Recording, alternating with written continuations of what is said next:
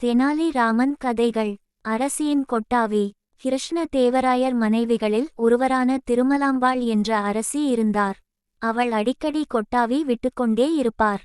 அது அவருக்கு பழக்கமாகி விட்டது. ஆனால் அரசருக்கோ அது பிடிக்கவில்லை. அன்றிரவு அரசர் ஆசையோடு நெருங்கிச் சென்ற போதும் அவள் கொட்டாவி விட்டுக்கொண்டே இருந்தாள். அப்போது அவள் முகத்தை பார்க்கவே மன்னருக்கு பிடிக்கவில்லை. அன்றிலிருந்து அவளிருக்கும் பக்கம் செல்வதையே மன்னர் தவிர்த்து வந்தார். அவளுக்கு இது மிகுந்த வேதனையை தந்தது. மிகவும் வருத்தத்துடன் இருந்த அவளை பார்த்த தெனாலிராமன் என்ன நடந்தது என்று விசாரித்தார். அவளோ, நான் கொட்டாவி விடுவது பிடிக்காமல் மன்னர் எனது இருப்பிடத்திற்கு வருவதையே நிறுத்திவிட்டார். எனக்கு என்ன செய்வதென்றே தெரியவில்லை என்று வருந்தினாள். தெனாலிராமன் இப்பிரச்சனையை தீர்ப்பதாக அவளுக்கு வாக்கு கொடுத்துச் சென்றான்.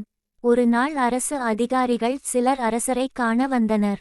அப்போது தெனாலிராமனும் அரசருடனிருந்தான். அந்த அதிகாரிகள் நாட்டில் பயிர்வளத்தை எப்படி மேம்படுத்துவது என்பது பற்றி அரசருடன் விவாதித்துக் கொண்டிருந்தனர். தெனாலி ராமனோ அவர்களது பேச்சினுள் புகுந்து, பயிர் நன்றாக வளர வேண்டுமானால் யாரும் கொட்டாவி விடக்கூடாது என்றான்.